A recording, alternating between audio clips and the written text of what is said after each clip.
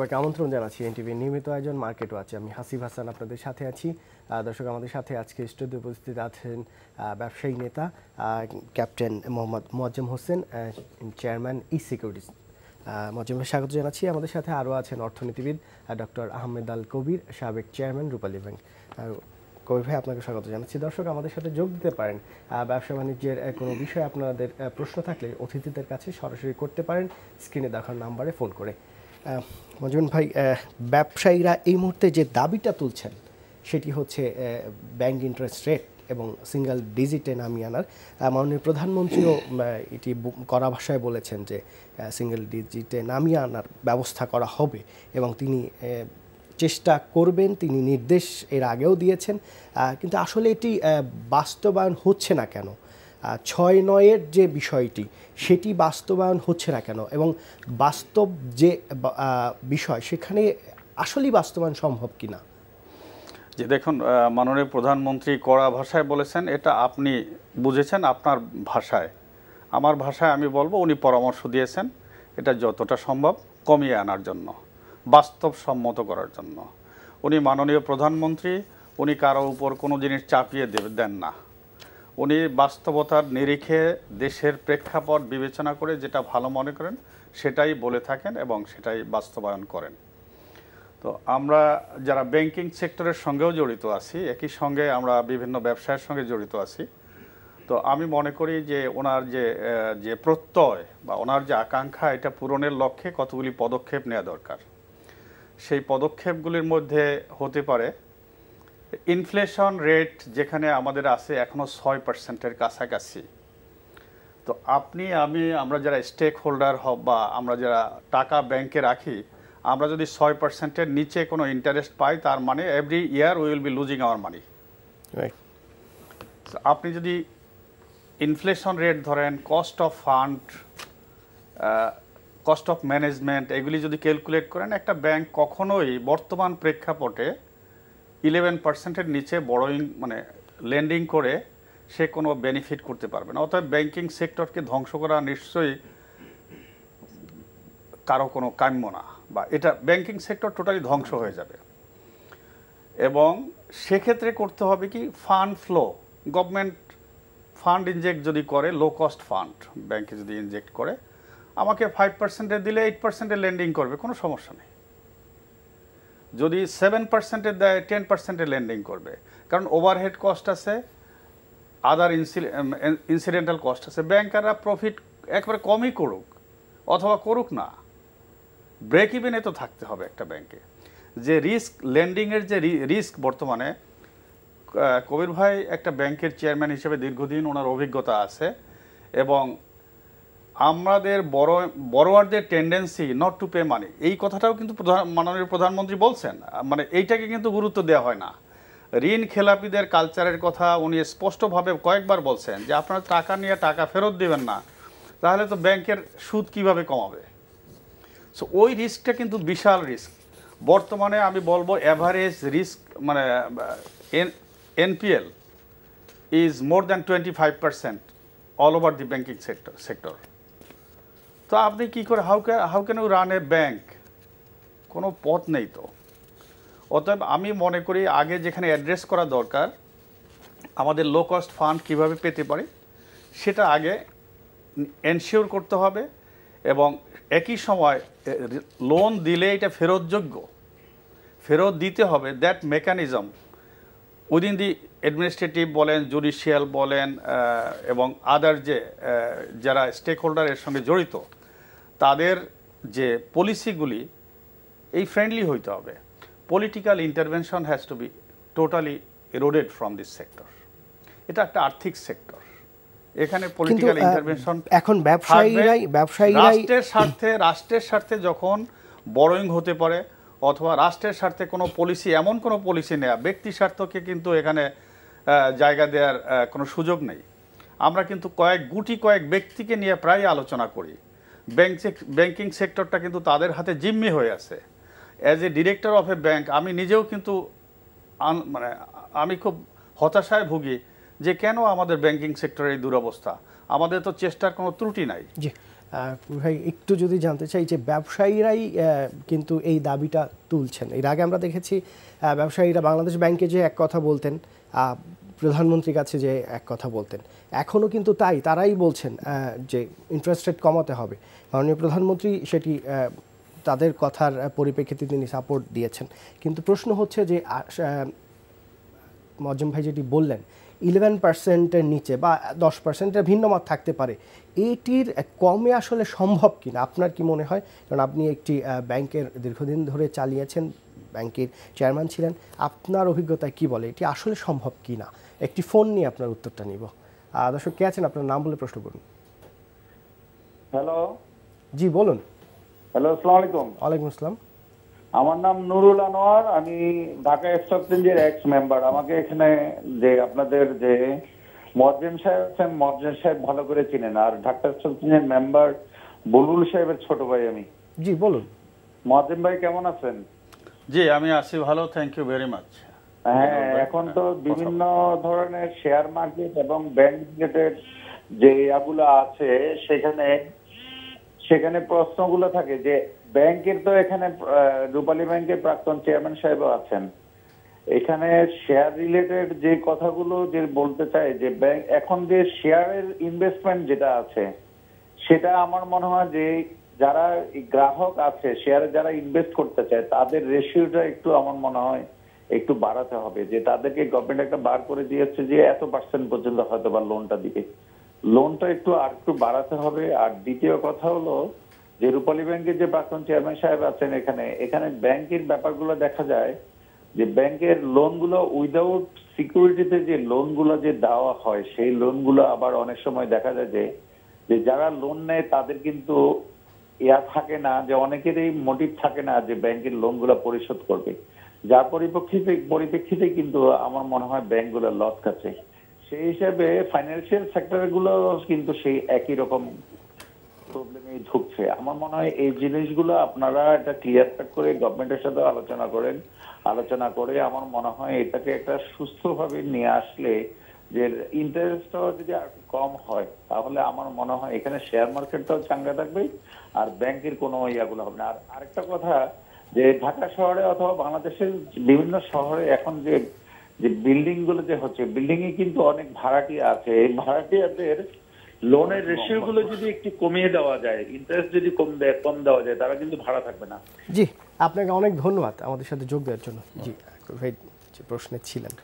না, আমরা যেটা বলছি যেটা হচ্ছে যে পুরো ব্যাংকিং সেক্টরকেই আমরা যদি সার্বিক বিবেচনার মধ্যে নেই, দুইটা মূল কথা হচ্ছে যে হ্যাঁ, ব্যাংকের একজন ব্যাংকার হিসেবে সে বলবে যে একটা ব্যাংক যখন তার পরিচালনা করে তাদেরকে চিন্তা করবে যে হ্যাঁ আমাদের ডিপোজিট কত কম রেটে কালেকশন করতে পারে, কারণ ডিপোজিট কালেকশনের মাধ্যমেই তো তারা লেন্ডিং করবে। আর লেন্ডিংয়ের ব্যাপারেও তারা চাইবো যেটা হচ্ছে যে সিকিউরড লেন্ডিং কতটুকু করতে পারে না পারে এইটার উপরে। এইখানে যখনই ব্যত্যয় ঘটে, এইখানে যখন সিকিউরড লেন্ডিংয়ের দিকে না গিয়ে যদি কোনো ধরনের কোনো কারণে যদি সিকিউরড লেন্ডিং না করেন ওনারা বা স্ট্র্যাটেজিক লেন্ডিং না করেন, তখনই কিন্তু সমস্যা হয় এবং সমস্যা হওয়াটা স্বাভাবিক।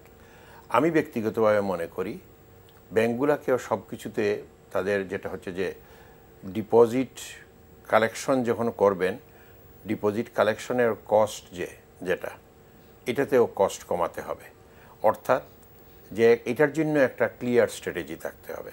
ক্লিয়ার স্ট্র্যাটেজি কিভাবে হতে পারে, যেটা আমি মনে করি যে ব্যাংকগুলোর ডিপেনিং করতে হবে, মানে অনেক বেশি যে ক্লায়েন্ট আনার চেষ্টা করতে হবে।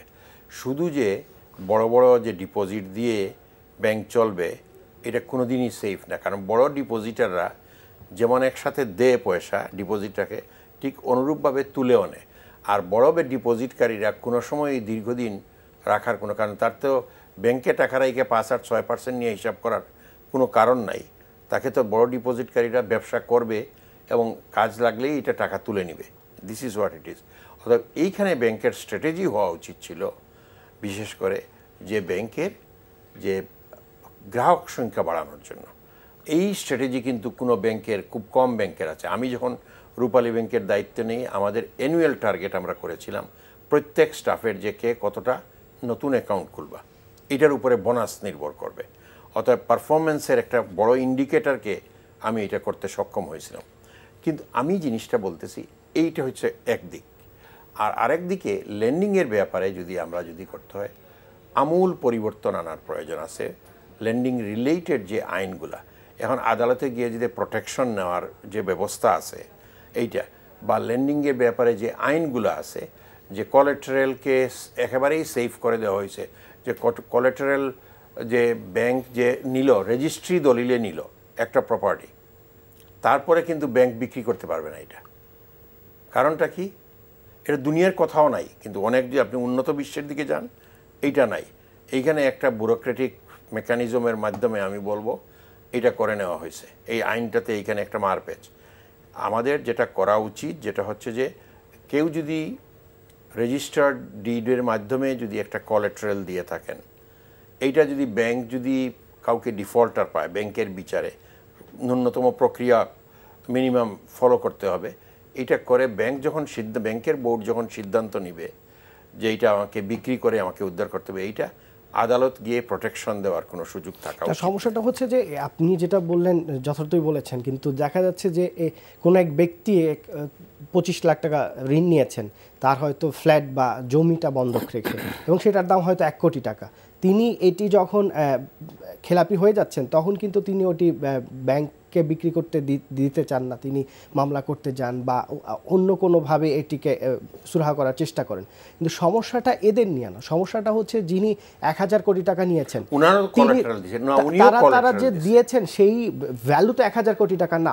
1000 কোটি টাকা না হোক, কিন্তু এটা যদি বিক্রি করার এইটা অনেক ম্যাক্সিমাম ক্ষেত্রেই এইটাও বিক্রি করতে তারা দেয় না।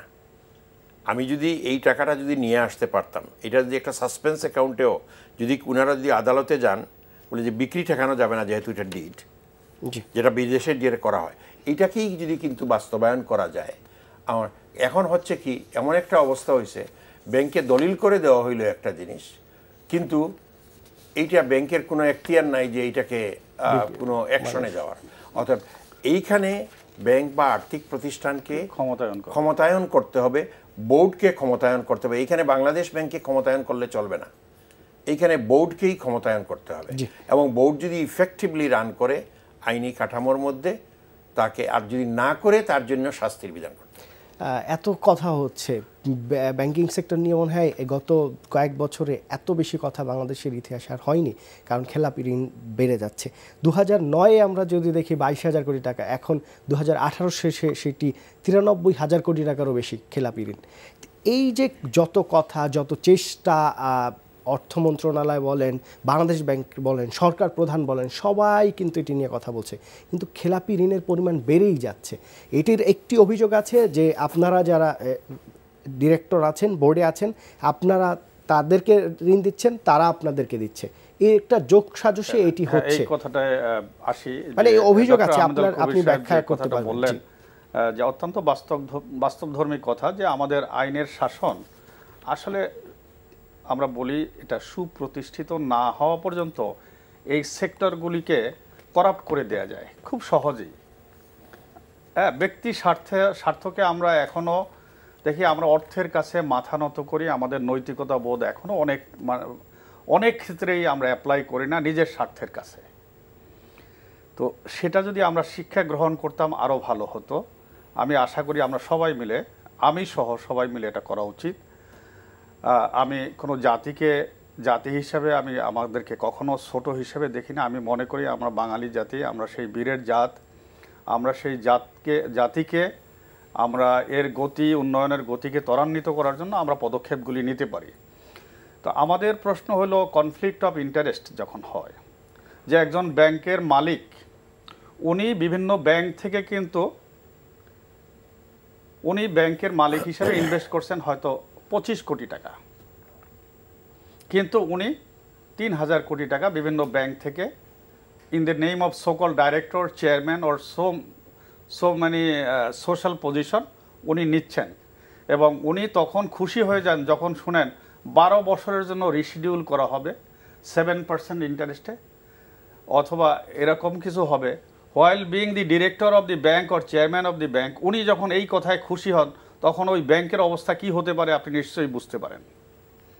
তো এরকম অনেক ব্যাংকের মালিকরাই এরকম করে থাকেন। এটার জন্য যে কনফ্লিক্ট অফ ইন্টারেস্ট যাতে না হয়, এটার জন্য সেগ্রিগেট করে দেওয়া উচিত যে এই ব্যাংকের মালিকানার সঙ্গে সংশ্লিষ্ট এর ঋণের পরিস্থিতি কি। এদেরকে কিন্তু কখনো ব্যাংকের মালিকদেরকে কখনো ঋণ খেলাপি হওয়ার সুযোগ দেওয়ার কোনো প্রশ্ন আসার কথা না, আইনে আছে নাই। এদেরকে ঋণ সুদ কমানো কোনো রকম কাম্য হবে না, এবং এদেরকে রিশিডিউল করে দেয়া কোনো রকম বাস্তবধর্মী হবে না। আমি এটা স্ট্রিক্ট হওয়ার জন্য এদের ক্ষেত্রে বলবো, কারণ এরা ম্যানিপুলেট করে নিতে পারে।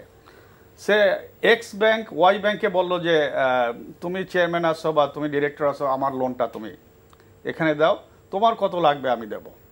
ইট হ্যাপেন্স, এটা অস্বীকার করার কোনো কারণ নেই।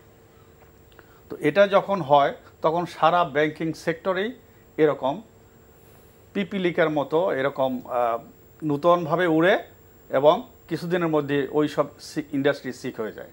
এরকম বহু ইন্ডাস্ট্রি আছে, বাংলাদেশ ব্যাংকের রিপোর্টগুলি আছে।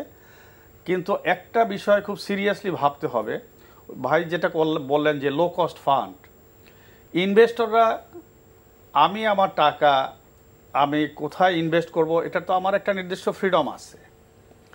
তো সেক্ষেত্রে আমি যদি দেখি যে ইনফ্লেশন রেট আমার দেশে এখনও 6%, আমি যদি এখানে অন্তত 7.5%, 8% যদি এফডিআর এর রেট না পাই, তখন আমি টাকা তো ব্যাংকে রাখবো না। তখন আপনি বলবেন ব্যাংকে লিকুইডিটি ক্রাইসিস হয়েছে, লোন দিতে পারে না অথবা মানুষের টাকা ফেরত দিতে পারে না, বিভিন্ন রকম সমস্যা হয়। সো এই লো কস্ট ফান্ড ডেভেলপ করার জন্য আমাদের পলিসি যদি প্রথমে না করে, তাহলে কিন্তু ওই আমরা সিঙ্গেল ডিজিটের কথা বলছি, এইটা বাস্তবায়ন আমার কাছে যেটা মনে হয় কখনো সম্ভব হবে না। এই পলিসিটা কে করবে? পলিসিটা অবশ্যই সরকারকে করতে হবে, বাংলাদেশ ব্যাংককে করতে হবে। মনিটারি পলিসিটা কি হবে, যেখানে আপনি দেখেন গভর্নমেন্ট টুলসগুলিতে আপনি সুদ দিচ্ছেন 12%, ডিফেন্স সেভিং স্কিমস বলেন, ন্যাশনাল সেভিংস স্কিমস টুলসগুলি বলেন, আদার কিছু গভর্নমেন্ট ইনস্ট্রুমেন্ট আছে যেগুলিতে আপনি 12%, 11.5%, 11% দিচ্ছেন। সেখানে আমি কেন গিয়ে একটা বেসরকারি ব্যাংক বা অন্য কোনো সরকারি ব্যাংকে 6% টাকা রাখবো? কোনো কারণ তো নেই। পলিসি কে নিবে?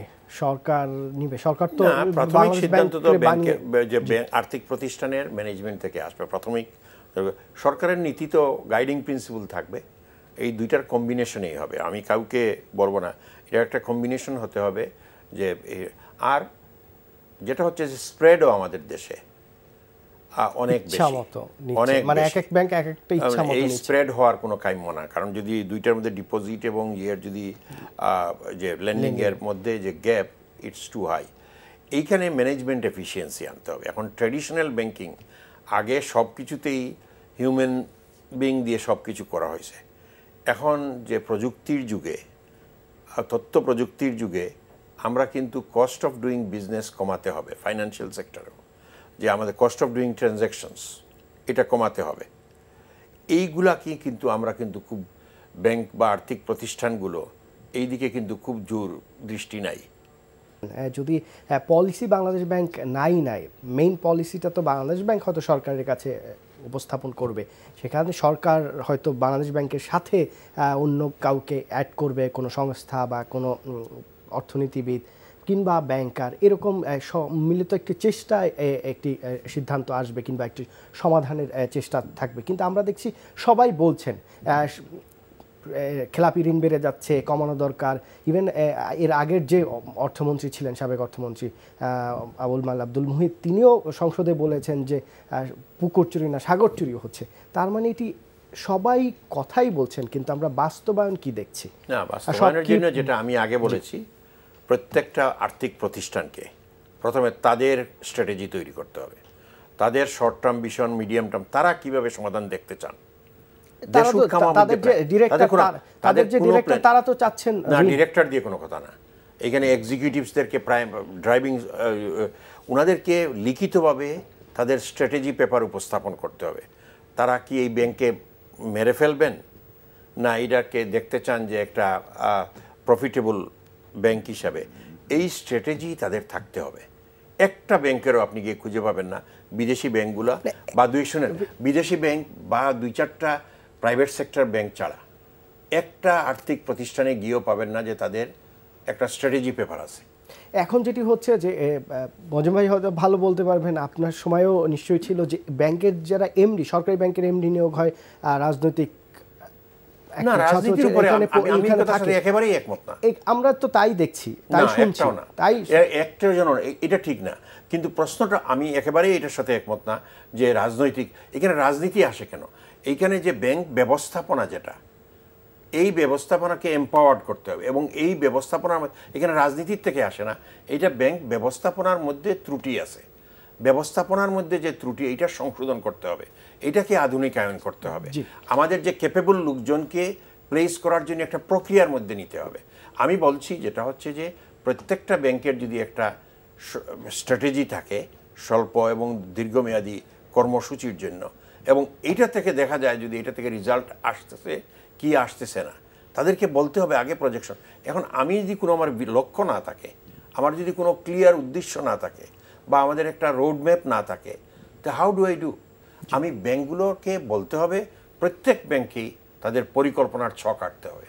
প্রাইভেট ব্যাংকগুলোর ব্যাপারে অভিযোগ আছে যে আগে বিভিন্ন এমডি ছিলেন যারা অনেক দক্ষ এমডি, তাদের ক্ষমতা ছিল। এখন কিন্তু দেখা যাচ্ছে যে প্রাইভেট ব্যাংকের যারা এমডি থাকেন তিনি বোর্ডকে খুশি করার চেষ্টা করেন, বোর্ডের কথা মতো চলেন, এবং বোর্ডের কথা মতো যারা না চলেন, আমরা এরকম দেখেছি 2-1 এমডি ডিএমডি তাদের কিন্তু মেয়াদ বাড়েনি।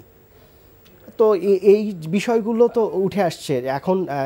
আমি বুঝতে পারছি, আমি দেখেন রিজনেবল এবং লজিক এই কথাটা বোধহয় বাংলাদেশের ডিকশনারি থেকে উঠে যাচ্ছে আস্তে আস্তে। MD is appointed by the board but consented by Bangladesh bank. Bangladesh bank oversee করে। বোর্ডকে খুশি করা মানে বোর্ডের সবাইকে খুশি করা না, বা সেই বোর্ডকে খুশি করা মানে চেয়ারম্যান সাহেব অথবা যিনি পাওয়ারফুল বা ইনফ্লুয়েন্সিয়াল ডিরেক্টরদেরকে খুশি করে যে লেজুর বৃত্তি করেন যেসব ব্যাংকাররা, তাদেরকেও আইডেন্টিফাই করা খুব সহজ না। অভিযোগ আছে, অভিযোগ নাই তা না, তবে বাংলাদেশ ব্যাংক এগুলি ভিজুয়ালাইজ করতেছে, করেও কিছু করে না। আপনাকে আগে যিনি সর্দার তাকে ঠিক করতে হবে। বাংলাদেশ ব্যাংকের করাপশন এখন এমন পর্যায়ে চলে গেছে যে দেশের অর্থনীতি এখন ভঙ্গুরের পথে বাংলাদেশ ব্যাংকের গুটি কয়েক কর্মকর্তার কারণে। এরকম শুনি যে আমরা রাত 9টা পর্যন্ত ব্যাংক খোলা রেখে ব্যাংকের পরিচালকদেরকে যদি ব্লেম দিতে থাকেন, ট্রান্সফারের সুযোগ করে দেওয়া হয় রাত 9টা পর্যন্ত ব্যাংক খোলা রেখে, সেটা ভিন্ন জিনিস, সেটা হইতেই পারে। অনেক সময় হোস্টাইল টেক ওভার বলি আমরা ইন্টারন্যাশনালি। এটা যদি আমার যদি ডিফেক্ট থাকে, আপনি আসবেন আমার চেয়ারে বসবেন, এটা করার জন্য মানে সরকার কেন বা সবাই সময় দিবে। এবং তাদের তো ধরেন এটা তো যদি কেউ ইমোরাল কিছু করে থাকে সেটার জন্য অ্যাডমিনিস্ট্রেশন আছে দেখবেন। তবে দেশে যে শুধু দুর্নীতি হয় বা আমি এটাই বিশ্বাস করি না। আমি মনে করি দেশ এগিয়ে যাচ্ছে, কিন্তু ব্যাংকিং সেক্টরটায় অত্যন্ত অসামঞ্জস্যতা আছে, যেটাকে কনসালটেটিভ বডি করে বা অম্বুডসম্যান অফ ব্যাংকস বা ব্যাংকার্স ইনভেস্টমেন্ট সেক্টর এগুলি করা দরকার। এবং আমি মনে করি ডক্টর আহমেদ আল কবিরের মতো যেখানে ব্যাংকার, উনি তো রূপালী ব্যাংকে ভালো চালিয়েছেন আমাদের জানা মতে, এবং আমরা দেখেছি ওনার ব্যাংকিং অভিজ্ঞতাও ছিল। কিন্তু বর্তমানে তো পলিটিক্যালি অ্যাপয়েন্টেড হইতে পারে, তার মানে না XYZ চলে আসলো পলিটিক্যালি বাই দেয়ার পারসুয়েশন, এবং এখানে এসে মানে ঋণ দেওয়া শুরু করলো এমনভাবে যেগুলি কখনো মানে রিফান্ডেবল হবে না আর রিটার্ন হবে না। এরকম তো হয়েছে, এবং এটা তো ডাইরেক্টরের সঙ্গে করছে তা না, বাংলাদেশ ব্যাংকের অফিসাররা সংশ্লিষ্ট আছে। Every quarter there is an audit from Bangladesh Bank. তাহলে কি করে হয়? কিছুদিন আগে, নাম বলবো না, 2015 সাল থেকে শুরু করে 2018 সালে 19 সাল পর্যন্ত করে আসছে ইরেগুলারিটি। ICCD যেটাকে বলে ব্যাংকের internal control compliance department plus Bangladesh ব্যাংকের অডিট হয়। হ্যাঁ, এরা কেউ কিছু ধরতে পারতেছে না। একটা branch manager was doing something nonsense. এখন এগুলি ধরার মালিক কি ডাইরেক্টররা? যে বেশ একটা বড় ধরনের অ্যামাউন্ট ওখান থেকে গায়েব হয়ে গেছে, সাইফন্ড আউট হয়েছে। সাইফন্ড আউট। এগুলো ডাইরেক্টর না, এগুলো হইতেছে এফিশিয়েন্ট স্টাফ, অডিট সেকশন। আমরা ঘুরে ফিরে কিন্তু we put blame on the directors, on the business personal. বাংলাদেশের ব্যবসায়ীদের রেজিলিয়েন্স যে কত high, it is beyond any imagination. এত অবস্টাকেলসের ভিতর থেকেও তারা দে ট্রাই টু সার্ভাইভ। এবং আপনি দেখেন স্টক মার্কেটের দিকে যদি তাকান, আমরা লজিকটা এবং রিজনটাকে আমাদের মতো করে ডিফাইন করি। আমার যখন স্বার্থহানি হয় তখন আমরা we go to top brass, number one stock মার্কেটের যিনি দেখেন ওনার কাছে যাই, ওনার কাছ থেকে পলিসি, ওনাকে পরামর্শ দিয়ে আসি এইভাবে হলে ভালো হবে, but not in the consultative way. স্টেক হোল্ডারদেরকে নেওয়া যায় না, আমার ব্যক্তি স্বার্থের জন্য আমি গিয়ে ওনার কানে কিছু পরামর্শ দিয়ে আসি, এবং হি মাইট হ্যাভ হার্ড ইট, এবং সে এইটাকেই হয়তো মনে করতেছে যে এইটাই।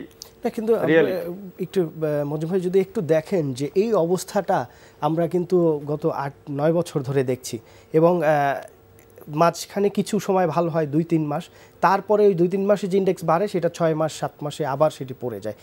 কিন্তু আমরা দেখছি যে স্টেক হোল্ডার যারা আছেন তারা কিন্তু অনেকেই বলছেন, যারাই আসলে ক্ষমতাধর তারা বলছেন যে বাজারে খুব অস্বাভাবিক কিছু হচ্ছে না, ব্যাপক পতন নাই, তার মানে বাজার স্বাভাবিক। যদি তারা স্বাভাবিক মনে করেন তাহলে সবাই কেন বলছেন যে অস্বাভাবিক? এর মানে হলো ব্যক্তি স্বার্থে আমি মার্কেটটাকে ব্যবহার করতেছি। এখানে করাপশন হচ্ছে, ইনডাইরেক্ট করাপশন। আপনি এটা ঢাকা স্টক এক্সচেঞ্জ বলেন, সিকিউরিটিজ অ্যান্ড এক্সচেঞ্জ কমিশন বলেন, ইস্যুয়ার বলেন, ইস্যু ম্যানেজমেন্টে যারা থাকেন, এবং corporate big financier or investor যাদেরকে বলি, there is a syndicate, there is a big syndicate. আপনি লাস্ট 4-5 ইয়ার্সে যে ইস্যুগুলি আসছে আপনি এগুলিকে ট্র্যাক করেন, দেখেন কি অবস্থা। গত 2 মাসে স্টক মার্কেটের প্রাইসটাকে আপনি দেখেন, কোন শেয়ারগুলিকে কোথায় নিয়ে যাওয়া হয়েছে, and who are the buyers, who are the sellers, এগুলিকে আইডেন্টিফাই করা খুব কঠিন আজকালকার যুগে। ইন্স্যুরেন্স সেক্টরকে দেখেন, হু ম্যানিপুলেটেড। ব্যাংকিং সেক্টরকে ডিমিন করার জন্য, ডাউন দি আর্থ করার জন্য কারা দায়ী? এগুলি তো আইসিবি টানা শেয়ার বিক্রি করে যাচ্ছে, এবং আইসিবি আপনারা জানেন যে 2000 কোটি টাকা তারা পেয়েছে, সেই টাকা কোথায়, এবং যে শেয়ার বিক্রি করছে সেই টাকা কোথায়? আমি তো এগেন বললাম, আপনি তো একটা ফোন নিয়ে নিচ্ছেন। রিজনেবল। দর্শক কে আছেন, আপনার নাম বলে প্রশ্ন করুন। আসসালামু আলাইকুম, আমি কুষ্টিয়া থেকে শেফু বলছিলাম ভাই। ওয়ালাইকুম আসসালাম, জি বলুন।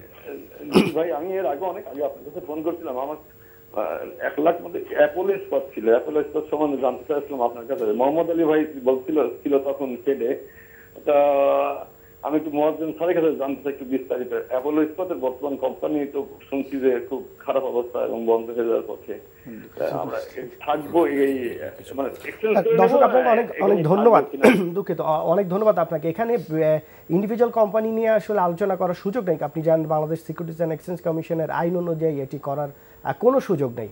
তো আপনি এটি নিজে যদি ভিজিট করতে পারেন, কোম্পানি কি অবস্থা দেখেন, অথবা যারা বিভিন্ন রিসার্চ কোম্পানি আছে, মার্চেন্ট ব্যাংক, ব্রোকারেজ বড় বড়, তারা তাদের রিসার্চ পেপারগুলো দেখেন, তাদের যারা অভিজ্ঞ আছে তাদের সাথে আলাপ করে আপনি একটা সিদ্ধান্ত নেন। তো আমি আপনার সঙ্গে অ্যাড করে বলবো যে আপনি নিশ্চয়ই স্টেক হোল্ডার হিসাবে আপনি বা ইনভেস্টর হিসাবে নিশ্চয়ই খেয়াল আছে, অ্যাপোলো ইস্পাত যখন লিস্টিং হয় তখন অনেকগুলি কাহিনী সৃষ্টি হয়েছিল, এবং আলটিমেটলি ইট ওয়াজ ডান। সো আপনি ওইসব প্রেক্ষাপট এবং স্পন্সরদের ক্রাইটেরিয়াগুলি একটু যদি সচেতনতার সঙ্গে দেখতেন তাহলে হয়তো আপনি আরও বিবেকবান হইতে পারতেন, আপনার ইনভেস্টমেন্টের ঝুঁকি কমতো। ধন্যবাদ আপনাকে। যদি একটু দেখেন ক্যাপিটাল মার্কেটে এই যে ইন্ডেক্স, দেশের পরিস্থিতি কি আসলেই এত খারাপ? এখানে পরিস্থিতি এই ইন্ডেক্স থেকে খারাপ, কারণ কই 5700 থেকে 5500 রেঞ্জে আছে, এটাকে আমি খুব বড় ধরনের ফ্লাকচুয়েশন মনে করি। আপনি যেটা বলতেছেন যেটা হচ্ছে যে দীর্ঘমেয়াদীভাবে যে সার্বিক স্বাস্থ্য শুধু ইন্ডেক্স দিয়ে দেখা যায় না, আপনাদেরকে বিবেচনা করতে হবে যে আমার এই বছর ভালো শেয়ার কতটা নামছে, একটাও নামে নাই, ওইগুলোকে ওইভাবে বিচার বিশ্লেষণ করতে হবে আমাকে। সরকারি যেগুলো সিকিউর, যেগুলো সরকারিতেও কোনো ধরনের কোনো যে বড় বড় যেগুলোকে নিয়ে অনেক কথাবার্তা হয়েছে, এইগুলো তো কেউ নামতেছে না। অতএব যদি রেগুলেটরি অথরিটি বা সরকারের যে ব্যাংকিং বিভাগ বা অন্যান্যরা যদি আনতে যায়, সরকারের আর্থিক প্রতিষ্ঠান যেগুলো, যেমন এই ব্যাংকগুলো আছে বা অন্যান্যগুলো আছে, এদেরকে কেন তারা মার্কেটে নাই, তাদের শেয়ার কেন অফলোড করা হচ্ছে না, তাদেরকে বা যেসব বড় ভালো ভালো কোম্পানি দেশে আছে এইগুলাকে কেন এই শেয়ার মার্কেটে নিয়ে আসা হচ্ছে না, এইগুলাকে আমাদেরকে করতে হবে। আমি ভালো শেয়ার না আসলে আমি ব্যক্তিগতভাবে মনে করি না যে এইগুলা দিয়ে আমরা জাজ করতে পারবো যে এই মার্কেটটা ভালো না খারাপ। প্রচুর আসছে এবং আপনি আগের চেয়ে আসার আমি যেটা বলছি ভালো শেয়ার এবং শুধু ভালো শেয়ার না, ভালো শেয়ারের মধ্যে সিকিউরড শেয়ার, মানুষজন খুঁজে সিকিউরড শেয়ার। আপনার যদি বড় বড় ব্যাংক, আপনার যদি ওই যে অনেক বড় বড় মাল্টিন্যাশনাল কোম্পানি আছে এখানে কাজ করে, এরা কিন্তু কেউই নাই মার্কেটে। মানুষজন কিছু চায় যে ওই জাতীয় জিনিস কোম্পানিগুলা নামবে। এখন নাম জানা এই ধরনের কোম্পানিগুলা আস্তে আস্তে আসতেছে, সবাই তাদের মার্কেট থেকে কিছু পয়সা তুলে নিয়ে তাদের আখের গুছানোর জন্য অনেকেই করতেছে। দুই একটা হয়তো ভালো আছে, আমি তাদের সম্পর্কে শ্রদ্ধা রেখেই বলতেছি, কিন্তু এই সংখ্যাটা অনেক কম। আমাদেরকে যেটা আনতে হবে, অল আউট এফোর্টস দেওয়া উচিত ছিল, যেটা হলো যে যারা রেগুলেটর বা যারা এটাকে আনার জন্য দায়িত্বপ্রাপ্ত তাদেরকে, যে নতুন শেয়ার আনার জন্য ভালো ভালো কোম্পানিগুলোকে কীভাবে আনতে হয়। আপনি একটা খুব নউন কোম্পানির নাম বলতে পারবেন না যে গত 2 বছরে আসছে। নোন না, যেসব কোম্পানি আসছে তাদের প্রোডাক্ট কি সেটাও মানুষ জানে না। আমি তো এই কথাটাই বললাম। একটু যদি বলেন যে অনেকেই বলছেন, আপনাদের যারা স্টক এক্সচেঞ্জের যারা মেম্বার ছিলেন তারা অনেকেই বলছেন যে এখন আসলে ক্যাপিটাল মার্কেট হয়ে গেছে আইপিও মার্কেট। এটি শুধু আইপিও কেনা বেচা হচ্ছে এবং আইপিও আসার পরে এক ধরনের গেম হচ্ছে, আইপিও আসার আগে এক ধরনের গেম হচ্ছে, কাগজে পেইড আপ অনেক বাড়িয়ে প্লেসমেন্ট, এই সব কিছু মিলে আসলে কি তাই কিনা আপনি সরাসরি বলতে পারবেন? একটা ফোন নিয়ে এই প্রশ্নের উত্তরে একটু এক্স্যাক্টলি বলবো যে যারা এই কথাটা এখন বলেন ওনারা পিছনের আগের যুগে এটাই করে আসছেন, এই কারণে এখন হয়তো তারা কোনো কারণে ডিপ্রাইভড, এখন তাদের বহিঃপ্রকাশটা ঘটতেছে। ওইটা কোনো মুখ্য উদ্দেশ্য না। আইপিও আসবেই, কিন্তু আইপিওর কোয়ালিটি যেটা হওয়া উচিত, যে কে আসতেছে, কেন আসতেছে, হ্যাঁ, এগুলি কিন্তু কোশ্চেন করতে হবে। কিছুদিন আগে শুনলাম 1,500 কোটি টাকার বা এরকম একটা আইপিও আসার জন্য 150 কোটি রিং শাইন, হ্যাঁ 150 কোটি টাকা, এটি হচ্ছে একটা ডাইং কোম্পানি। যাই হোক, আমি নাম উল্লেখ করতে চাই না। এই সেক্টরটার অবস্থা একটু বিবেচনা করেন, তাহলে বোঝা যাবে। তো আমাদের এখানে মার্কেট মেকার যারা হওয়া উচিত, তাদেরকে আমরা অনেক সময় বলি মার্কেট ম্যানিপুলেটর। একটু নেগেটিভ দিয়েই সবসময় শুরু করা হয় এবং আমরা নিজেরা বলি, হয় কি এত কথন হয়, এত কথা বলি আমরা, কিন্তু কাজের বেলায় কিন্তু শূন্যের কোঠায়। সো আমরা জাতি হিসাবে হয়তো এরকমভাবেই প্রতারিত হচ্ছি যে অতি কথন কিন্তু কাজের বেলায় নাই।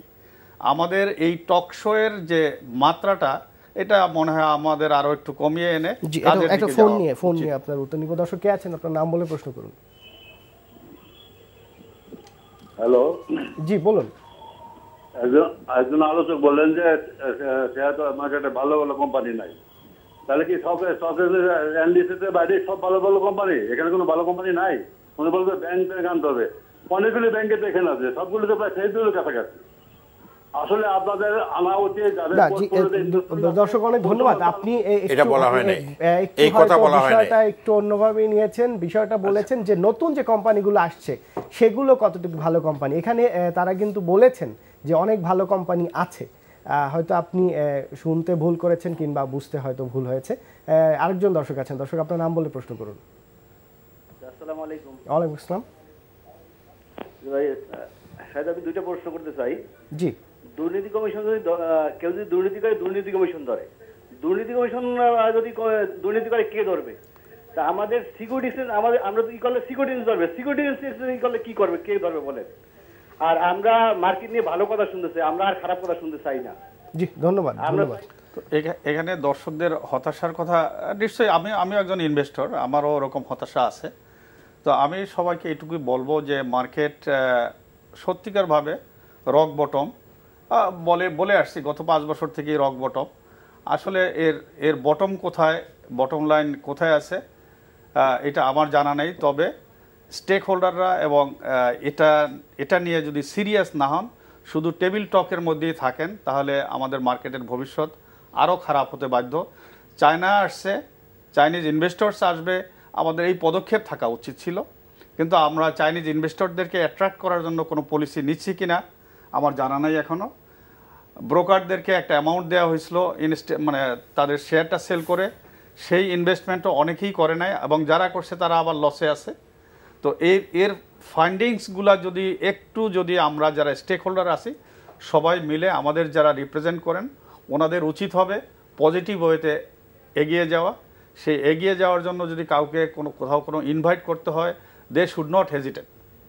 এবং Bangladesh bank, securities and exchange commission, এদের কোঅর্ডিনেশনটা যেন আরও ইনট্যাক্ট হয়, এটা আমার অনুরোধ। কারণ টপ লেভেলে যখনই কোনো ধরনের করাপশনের এসেন্স থাকে, তখন কিন্তু ওই প্রশাসন আর কাজ করে না, তখন ডাউন দি লাইন মাথা পছন্দ হলে কিন্তু পা আপনার বাঁচাই রেখে কোনো লাভ হয় না, বাঁচে না।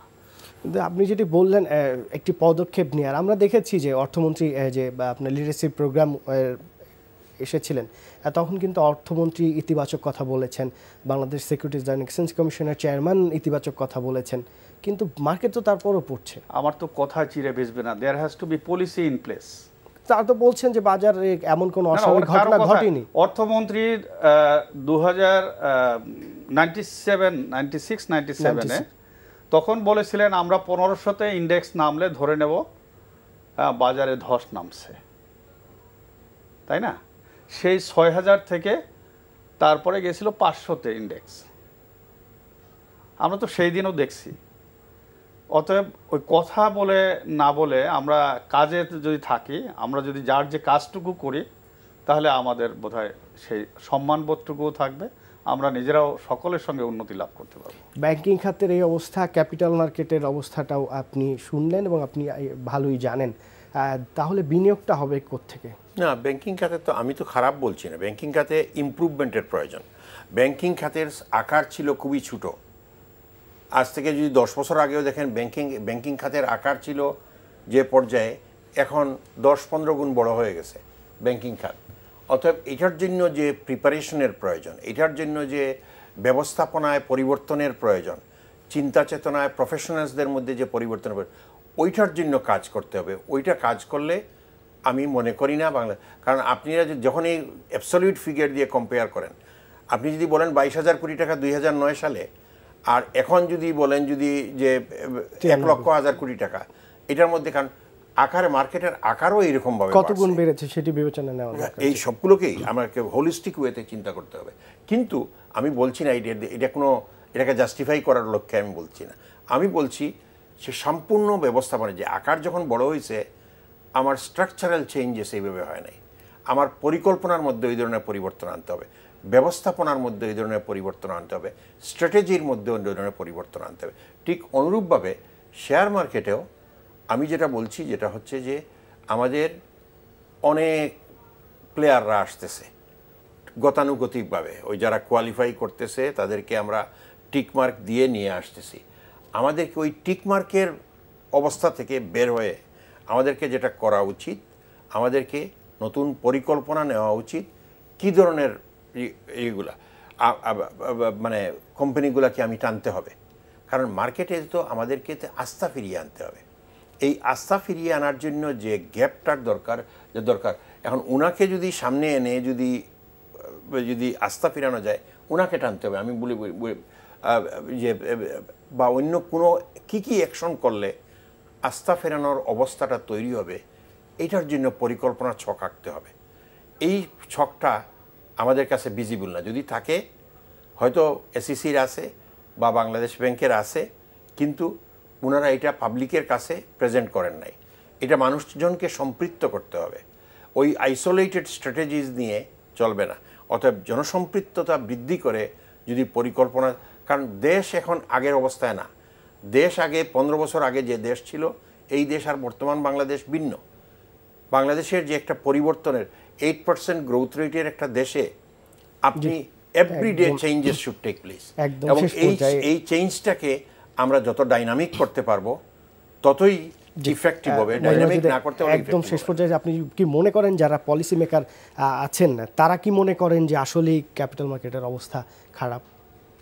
ক্যাপিটাল মার্কেটের অবস্থা খারাপ ভালো, আসলে যারা ইন্ডিভিজুয়ালি ইনভেস্টররা তো হতাশায় আছেন, তাদের স্টেক ভ্যালু অনেক কমে গেছে, এটা তো তাদের কাছে খারাপই মনে হবে এবং স্টক ব্রোকারদের কাছেও খারাপ।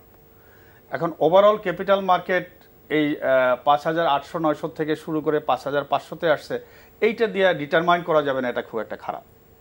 তবে আমাদের যে টার্নওভার যে সিচুয়েশন, এইটা this is an alarming issue. আপনি 1,000 কোটি টাকা 1,200 কোটি টাকা করলেন, আবার সেটা 400 কোটি টাকায় নেমে আসবে। This is not at all acceptable in a market where demutualisation has taken place, যেখানে এত বড় সারা দেশের উন্নয়ন হচ্ছে, ইকোনমিক গ্রোথ হচ্ছে, স্টক মার্কেট এবং ব্যাংকিং সেক্টর নিয়ে এরকম একটা ধূম্রজাল সৃষ্টি হবে, এটা তো কাম্য না। এখানে প্রত্যেকটা সেক্টরের যে টপ বস আছেন ওনাকে আগে ঠিক হইতে হবে। ধন্যবাদ। আমি মনে করি যে ইনভেস্টরদের স্বার্থে, দেশের স্বার্থে লিকুইডিটি, এই সমস্যাটা গভর্নমেন্টকে একটা পদক্ষেপ, স্ট্র্যাটেজিক পার্টনার নিছেন যেটা, এটা মূল্যায়ন করা উচিত। সময় আসছে বাইরের থেকে স্ট্র্যাটেজিক পার্টনার মার্কেটকে স্ট্রেংথেন করার জন্য, এটা কতটুকু ফ্রুটফুল হয়েছে, হাউ উই আর ইউটিলাইজিং ইট। অনেক ধন্যবাদ কবির ভাই এবং মজিম ভাই, আপনাকে অনেক ধন্যবাদ। দর্শক, এখানে শেষ করছি অনুষ্ঠানটির উল্লেখযোগ্য অংশ। আগামীকালকে আপনারা দৈনিক শেয়ার বিজে পড়তে পারবেন। আর সবাই ভালো থাকুন, এনটিভির সাথেই থাকুন। আল্লাহ হাফেজ।